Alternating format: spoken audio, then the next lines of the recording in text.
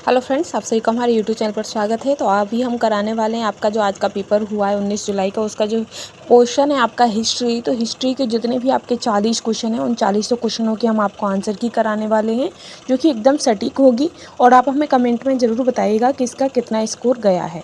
तो हमारी हिस्ट्री में पहला क्वेश्चन जो है आपका कि कौन से यूरोपीय देशों ने भौगोलिक खोज प्रारंभ की जिससे अमेरिका, एशिया एवं अफ्रीका का औपनिवेशीकरण प्रारंभ हुआ था। तो इसका आंसर आपका हो जाएगा पुर्तगाल। ठीक है, पुर्तगाल और स्पेन। सेकंड क्वेश्चन है आपका कि प्रारंभिक भौगोलिक खोजों का परंपरागत मत क्या है। तो जो प्रारंभिक भौगोलिक खोजों का जो परंपरागत मत है वो आपका हो जाए, क्योंकि इसका आर्थिक कारण भी है और नए क्षेत्रों की खोज। तो ऑप्शन डी आपका करेक्ट हो जाएगा। ठीक है, क्योंकि इसमें आपका एक से अधिक आंसर है। नेक्स्ट थर्ड क्वेश्चन है आपका कि बोस्टन टी पार्टी की घटना कब हुई थी। तो ये जो आपकी पार्टी की घटना थी वो आपकी 1773, यानी कि ऑप्शन सी करेक्ट है। नेक्स्ट क्वेश्चन है आपका कि अमेरिकी स्वतंत्रता की घोषणा किसने की थी। तो अमेरिकी स्वतंत्रता की जो घोषणा थी वो किसने की थी, जल्दी से बताइएगा। तो इसका जो आपका आंसर रहेगा वो ऑप्शन ए आंसर करेक्ट हो जाएगा। थॉमस जेफरसन ने, किसने की थी, थॉमस जेफरसन ने। ठीक है, आगे हम बढ़ेंगे। नेक्स्ट क्वेश्चन है पाँचवां कि फ्रांस की क्रांति से संबंधित बुद्धिजीवी थे। तो फ्रांस की क्रांति से संबंधित बुद्धिजीवी कौन थे। तो इसका भी जो आपका आंसर रहेगा वो एक से अधिक हो जाएगा, क्योंकि रूसो, मॉन्टेस्क्यू और वाल्टेयर ये तीनों ही थे, इसलिए इसका आंसर हो जाएगा ऑप्शन डी करेक्ट रहेगा। ठीक है, छठवां क्वेश्चन है आपका कि ग्रेट डिप्रेशन यानी कि महामंदी का काल था। तो जो आर्थिक समस्या होती है वो आपकी महामंदी का काल था। नेक्स्ट है कि झारखंड क्षेत्र में अल गुलान विद्रोह के नायक थे। तो अल गुलान जो विद्रोह हुआ था उसके नायक आपके कौन थे। ठीक है, पहला ऑप्शन करेक्ट था। आठवां क्वेश्चन है आपका कि भागीरथी मांझी के नेतृत्व में सफाहर आंदोलन किस जनजाति से संबंधित है। तो शांथाल, ऑप्शन बी करेक्ट है। नौवां क्वेश्चन है कि ब्रिटिश काल में भारतीय हस्तशिल्प उद्योग के पतन का कारण था। तो क्या कारण था, इसका आंसर हो जाएगा उपयुक्त में से एक से अधिक। ठीक है, एक से अधिक कारण थे, पहला भी आपका सही है और साथ ही आपका वस्तुओं पर अत्यधिक कर लगाया गया था, दमन नीतियां थी। तो इसका आंसर हो जाएगा एक से अधिक। ठीक है, आगे है 10वां क्वेश्चन आपका कि औपनिवेशिक शासन में भारत में कौन सी राजस्व प्रणाली लागू की गई थी। तो इसमें आपकी जो कौन सी राजस्व प्रणाली थी, तो इसका जो आपका आंसर हो जाएगा वो रहेगा स्थायी रैयत और मालवारी। तो ऑप्शन डी इसका करेक्ट हो जाएगा, क्योंकि ये सभी इसमें लागू की गई थी। ठीक है, 10 का भी आपका डी ऑप्शन करेक्ट है। 11वां है कि लेनिन के द्वारा मांगी गई मांग जो अप्रैल थीसिस कहलाती है वो क्या है। तो ये एक तरीके से क्या है आपकी जो लेनिन के द्वारा मांगी गई मांग थी। तो इसका जो आपका आंसर रहेगा वो ऑप्शन डी करेक्ट हो जाएगा। क्या है, ऑप्शन डी इसका करेक्ट हो जाएगा। ठीक है, आगे हम बढ़ेंगे नेक्स्ट पर, क्योंकि इसका भी ये सभी है। आगे है 12वां कि निम्न में से कौन सी सिविल कोड 1804 या नेपोलियन कोड से संबंधित महत्वपूर्ण विशेषता है। तो वह कौन सी विशेषता है जो कि सिविल कोड 1804 से संबंधित या नेपोलियन कोड से संबंधित महत्वपूर्ण विशेषता कौन सी है। तो इसका भी आपका जो आंसर रहेगा वो हो जाएगा। और फ्रेंड्स, अगर आपको पता है तो आप भी बताते चलिएगा। तो इसका जो आपका आंसर था वो ऑप्शन डी हो जाएगा। नेक्स्ट है कि सुभाष चंद्र बोस ने किस स्थान से दिल्ली चलो का अपना प्रसिद्ध उद्घोष यानी कि नारा दिया था। तो जो सुभाष चंद्र बोस थे, तो इसका ऑप्शन सी करेक्ट है। फिर है कि 14वां क्वेश्चन है आपका कि किस कांग्रेस सत्र में असहयोग आंदोलन का संकल्प लिया गया था। तो जो असहयोग आंदोलन का नागपुर सत्र में लिया गया था। ठीक है, 15वां क्वेश्चन है कि भारतीय राष्ट्रीय कांग्रेस के किस सत्र की महात्मा गांधी ने अध्यक्षता की थी। तो महात्मा गांधी ने आपकी बेलगांव वाली अध्यक्षता की थी 1924 में, ऑप्शन बी करेक्ट है।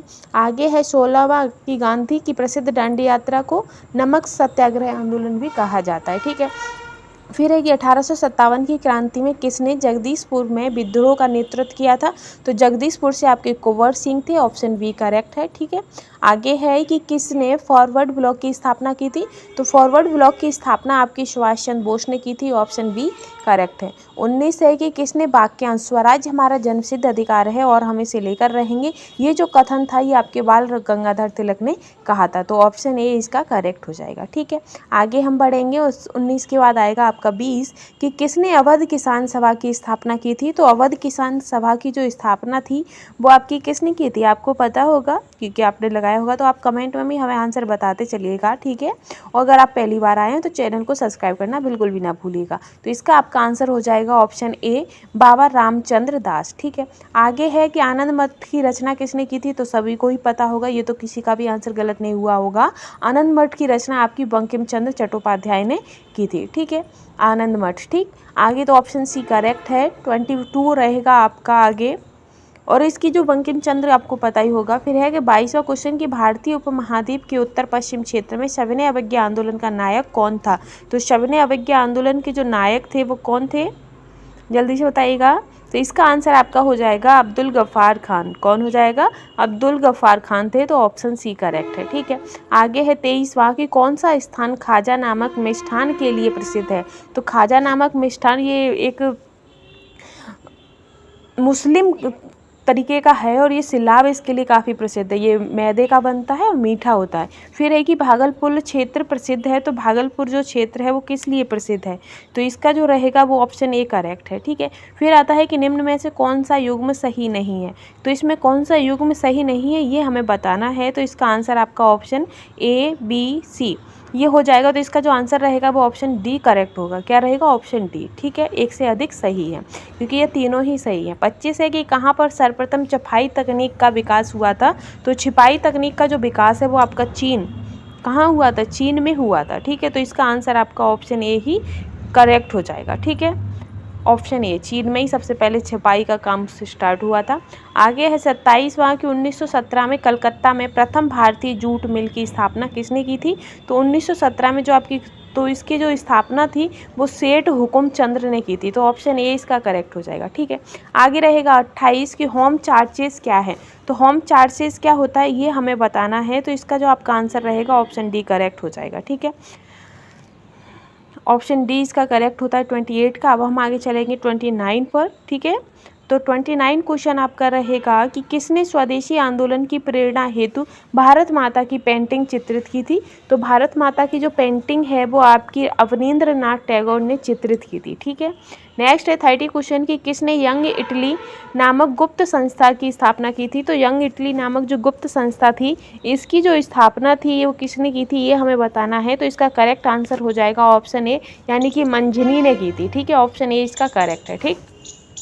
आगे चलेंगे हम 31 है कि 1920 के असहयोग आंदोलन के दौरान कांग्रेस के विधान परिषदों के बहिष्कार के सिद्धांत का कौन प्रबल विरोधी था। तो इसका आंसर क्या रहेगा, इनमें से हो जाएगा आपका इनमें से कोई नहीं, ठीक है, क्योंकि इनमें से आपके कोई नहीं मिल रहे ना, मोतीलाल नेहरू, चित्तरंजन दास और लाला लाजपत राय, ये कोई भी नहीं शामिल थे, ठीक है।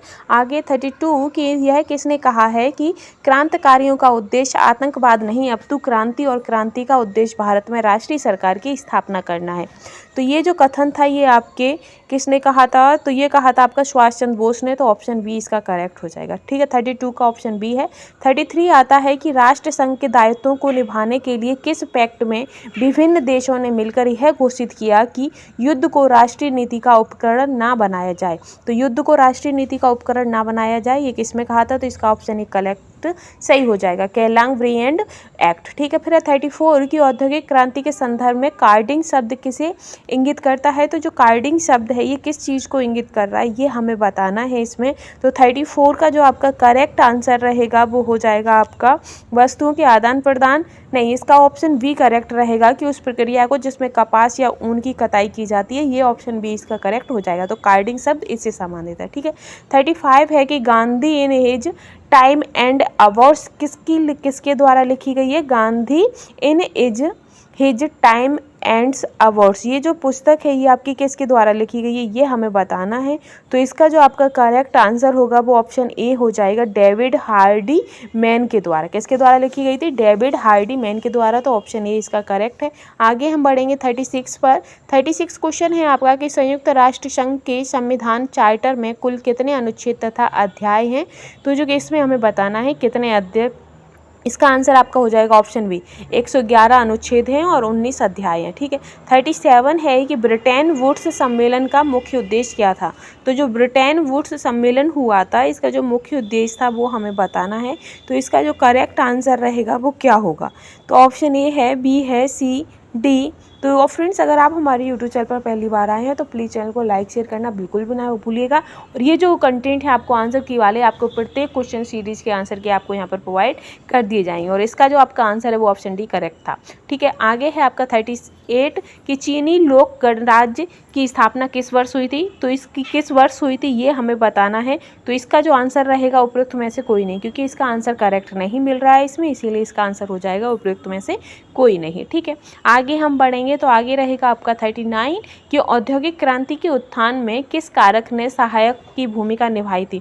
तो वह कौन सा कारक था जिसने सहायक भूमिका निभाई थी आपकी औद्योगिक क्रांति के लिए। तो औद्योगिक क्रांति के उत्थान में जो सहायक की भूमिका निभाई थी, तो इसका जो आपका आंसर रहेगा वो कृषि क्रांति या पूंजी तथा नई औद्योगिक व्यापार प्रतिबंध की समाप्ति। तो इसका जो करेक्ट आंसर रहेगा वो ऑप्शन ए हो जाएगा। इसका ऑप्शन ए भी है और बी भी होगा, सी भी है, तो इसका ऑप्शन डी करेक्ट रहेगा। ठीक है, क्योंकि ये तीनों के ही द्वारा सहायक औद्योगिक क्रांति में सहायक भूमिका निभाते हैं। लास्ट क्वेश्चन है हमारा इस सीरीज का कि इनमें से कौन अंतर्राष्ट्रीय न्यायालय में प्रथम भारतीय न्यायाधीश है।